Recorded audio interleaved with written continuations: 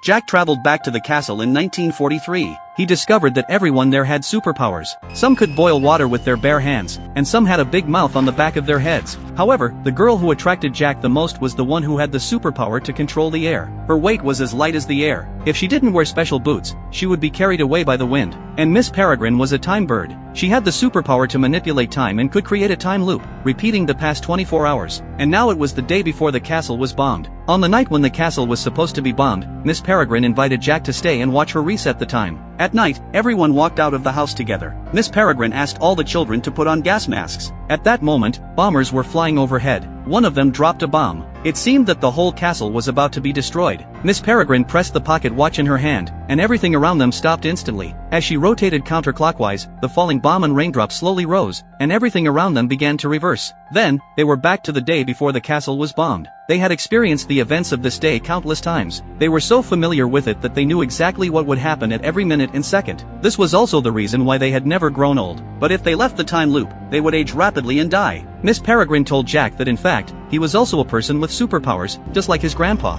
He could see the invisible monsters that others couldn't see. The invisible monsters used to be people with superpowers too. But they yearned for immortality, so they captured the time birds that could live forever. Unexpectedly, something went wrong during the experiment, and these people turned into invisible monsters. Only by eating the eyes of people with superpowers could they turn back into human form. This was the reason why Jack's grandpa had his eyes gouged out.